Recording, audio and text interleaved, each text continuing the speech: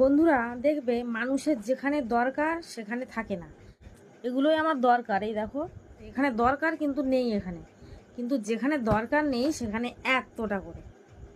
কিছু বুঝলে? আমরা তো বুঝলাম তোমার ওখানে অনেক বড় হয়ে গেছে, তাই তুমি এরকম ভিডিও বানাচ্ছ। চিন্তা করো না, আমি এসেছি তোমার ওটা কাটতে, মানে তোমার ভিডিও কাটতে। আরে আমি এটা কি বলছি, তোমার ভিডিওকে রোস্ট করতে। হ্যালো বন্ধুরা, কেমন আছো তোমরা? আজকে আমরা কথা বলবো।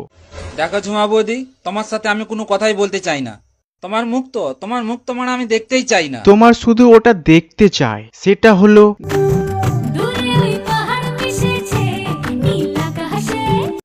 দেখো, গর্বেও কিন্তু আমাদের বুকটা ফুলে যায়, ঠিক আছে? শুধু শুধু বেচারা স্বামী আর বয়ফ্রেন্ডগুলো দোষ খায়। ঠিক বলেছি না? না না বৌদি, তুমি ঠিক কথা বলনি। তাই বলে এত বেশি ফুলবে? এটা তো গর্বের পক্ষে একাই করা সম্ভব নয়, এটা তোমার স্বামী আর বয়ফ্রেন্ডের পক্ষেই করা সম্ভব। তাই বলে তুমি বেচারা গর্বকে ফাঁসাও না। গর্ব বলবে লাইক আমি বকাচোদা। হ্যাঁ, হরলিক্স বাড়ায় দুধের শক্তি আর বয়ফ্রেন্ড বাড়ায় সাইজ। আরে বৌদি, তুমি যে বললে তোমার বয়ফ্রেন্ড সাইজ বাড়ায় না, তাহলে এখন কি বলছো? এই বৌদি পাগল হে নেই তো দুধ গোল হে, কুছ তো হে। ওইসব ভালোবাসা টালোবাসা বলতে না কিছুই না, শুধু মোতার জায়গায় গোতা মারার ধান্দা। এইসব ভিডিও বানিয়ে কিছু হওয়া যায় না, শুধু হওয়া যায় ধান্দাবাজ মহিলা। 150 তোমরা চকলেট কেমন করে খেতে হয় তোমরা কি জানো? এই বৌদি তোমাকে বলবে চকলেট কিভাবে খেতে ভালো লাগে। এই বৌদির কাছে অনেক এক্সপিরিয়েন্স আছে। বলছি, চকলেট চিবিয়ে খেতে ভালো লাগে, চুষে খেতে, নাকি চেটে চেটে খেতে ভালো লাগে? মনে হচ্ছে না চকলেটটা ঢুকিয়ে দিই? এইভাবে কে বলে?